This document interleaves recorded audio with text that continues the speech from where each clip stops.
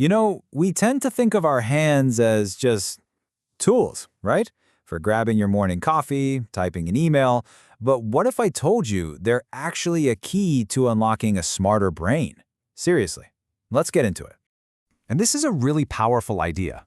It completely flips the script on how we think about intelligence. See, your hands aren't just following orders from your brain. They're wired directly into it. They're a core part of the whole system. And here's the statistic that just blew my mind.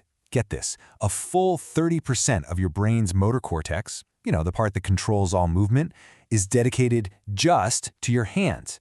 That's insane. Just think about all the other things your body does, and nearly a third of that prime neural real estate is just for your fingers. So, okay, that's a huge number, and it begs the question, right? Why? Why on earth did our brains evolve to pour so much energy and space into our hands? Well, that's what we're going to unpack right now, this incredible hand-brain connection. And to really put that 30% into perspective, just look at this comparison. Our hands and fingers get that giant chunk, while speech, our ability to talk, gets about 10%. Your legs? Also around 10%. This is no accident. It's evolution screaming at us that what our hands do is absolutely vital to who we are. So what's the big deal? Why all that brain power? Well, it all comes down to input. Your fingertips are literally the most sensitive part of your entire body. They have the highest concentration of sensory neurons anywhere. Every single second, they're sending this massive flood of data back to your brain. Texture, temperature, pressure, you name it. It's that incredibly rich stream of information that demands so much processing power. Okay, so our hands are basically super sensors. Got it. But how does that actually make us smarter? Well, the magic word here is neuroplasticity. This is the brain's amazing ability to change and literally rewire itself based on what we do. See, every time you use your hands for something complicated, like playing an instrument or even just doodling, you're building what scientists call dense neural maps. Think of them like intricate superhighways inside your brain. They connect all the important neighborhoods: thought, memory, problem solving. And the more you do these complex hand movements, the wider and faster those highways get.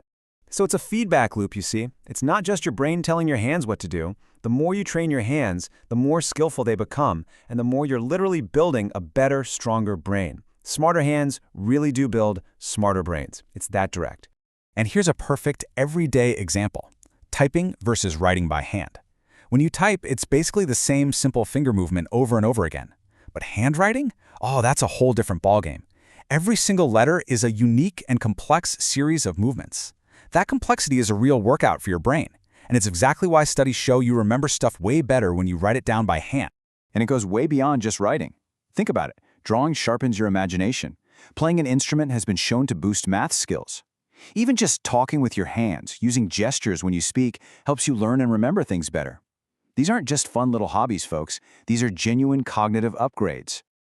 All right, that's a lot of theory, but I want you to actually feel this connection for yourself. So we're going to do a quick interactive test right now, you and me.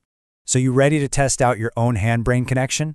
Come on, don't just sit there. Try this with me. It'll just take a second. Let's do it. Okay, here we go. Hold up one hand. Now slowly touch your thumb to your index finger. Good. Now to your middle finger, then your ring finger, and finally your pinky, in a sequence. Easy enough, right? Okay, now for the fun part. Let's do it again, but this time, every time you touch a finger, say a different color out loud. So, thumb to index, say blue. Thumb to middle, green. Go ahead, try it now. So, how'd that go? Was it a little trickier than you thought it would be?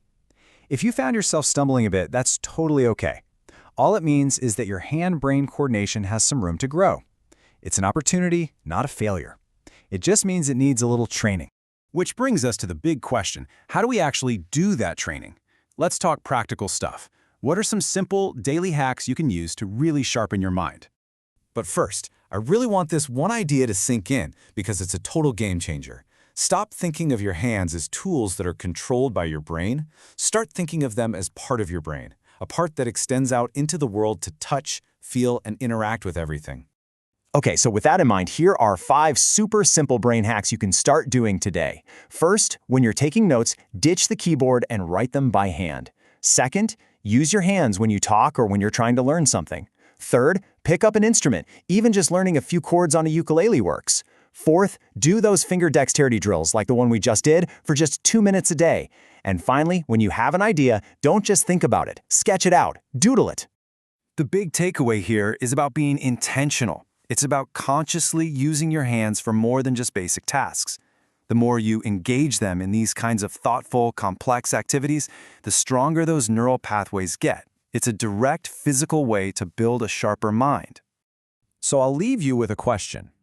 Now that you know your hands are your brain's most powerful tools for shaping both your mind and the world, what are you going to build with them? What new skill will you learn? What idea will you bring to life? It's all right there, in your hands.